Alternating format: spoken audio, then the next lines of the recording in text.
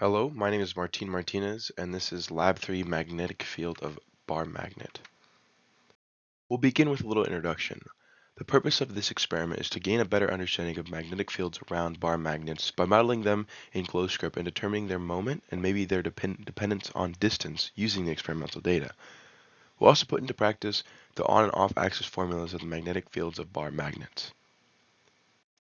Some of the key principles that we'll be using during this experiment are using the bar magnet to model a magnetic dipole, the Biot-Savart law, which is shown there, and then the distance dependence formula, which we'll be using in order to take our experimental data and move it more to the Biot-Savart law and the kind of values that we know. We'll also be using the idea of bar magnets and the fields that they create, knowing that the magnetic dipoles are south to north, and kind of the field that they create just on the diagram, and making sure that our experiment kind of lines up with that data. Before we actually start the experiment, we'll talk a little bit about the assumptions and the procedure that we'll go about it. So the only assumption that we're really making is that in order to apply the Biot-Savart law, we must treat the bar magnet like a magnetic dipole. And then here's the procedure. So first you want to download the magnetometer app. You'll probably find that anywhere just if you search it up on the App Store.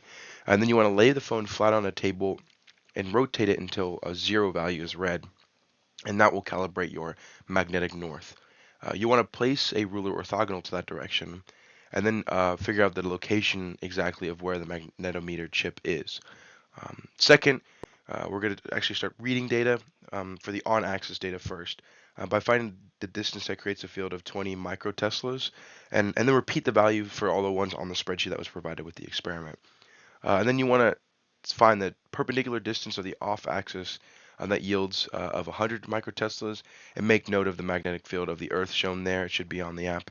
And then add another ruler perpendicular to the original one, the one that provided the 20 microteslas, and then move the phone up a distance found previous to find the 100 unit teslas. So it should be the ruler should be perpendicular to the original plane that you created, and then the distance should be the distance to make 100 Tesla or 100 microteslas, which you just found in the step before. And then there you can read the location and then fill out the spreadsheet provided with that data. So before the experiment, I had some expectations. Those were that the magnetometer would read greater when placed closer to the magnet and less when placed further, just because of the stuff that we were doing with electric fields, and knowing that there's somewhat of a dependence and somewhat of a like, uh, and also that the charge of the magnetic bar treated like a magnetic dipole should follow the diagrams that we shown in class, and the observations were similar. I noticed that the magnetometer was very, very sensitive to anything that was magnetic around.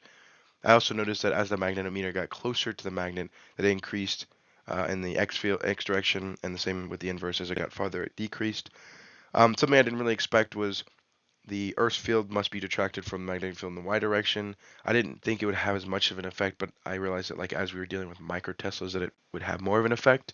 But the data that yield will be shown in the slides coming. This is the off-axis data recorded, and then it yielded this BNet measure that's shown in the middle of the screen. The way I found that was the x value was just like the data that was read, which can be seen as the BXT. And then for the y value, I had to correct it with gravity, which is shown in the B Earth of T, or B Earth T. That's shown there.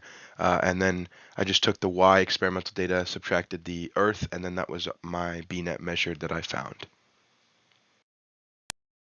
And here's the data for the on-axis. Um, I filled out the spreadsheet as shown. When I filled everything out, I was able to find this line here, and this like the line of best fit along this data line. Getting a slope of negative 2.89, which is close to 3, which is the expected value, and then that y-intercept of negative 14.298 is going to come in handy in the next slide when we're going to actually be calculating those experimental values. As for the calculations, it was simply just recognizing that the ln of k is equal to the y-intercept, which was found just by rearranging the formula for the Biot-Savart formula. And then all we did was take k equals e to that y-intercept, and we were able to find a magnetic dipole of 3.08 amp meters squared. This is the glow script as shown. I took the one that we were given and kind of just tweaked a little bit, just calculating the B, and then just adding. I had to change the mu mag to for my experimental data. The other things I had to change were the scale. I just had to change it so that the data lined up, and as well as the distance I had to change to match my distances that I had.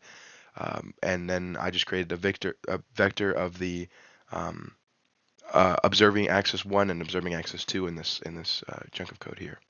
For this block of code, the top is just finishing up what we were talking about before, the observing the positions for all the perpendicular. And then we created an R for axis 1, and then B for axis 1, and then repeated that for axis 2. And then for the perpendicular axis, we just created 4 arrows that showed the direction that field is going.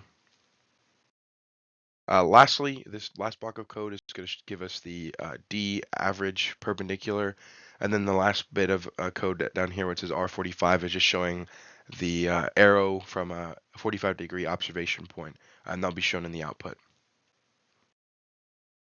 And here's the output. The blue arrows are going to be showing the field at all of our observation point. The orange are showing the magnetic dipole, and then that purple line over there is the observation at 45 degrees. Our first what if is, what if the magnetic north wasn't oriented properly and you instead laid the meter stick at some intermediate angle in respect to the Earth's magnetic field? Well, normally the x component of the magnetic field without the magnet would be 0 if correctly calibrated, but if the north magnetic pole was oriented incorrectly, the component of the magnetic field in the x direction would start at some arbitrary point, positive or negative, and then the resulting would be just a greater deviation from the theoretical value. What if? The second what if is, what if two identical magnets were stuck together end to end and the experiment was run again? Well, superposition would just dictate that the value of the two identical magnets would be greater than the one. It would be about approximately double. And thank you for listening.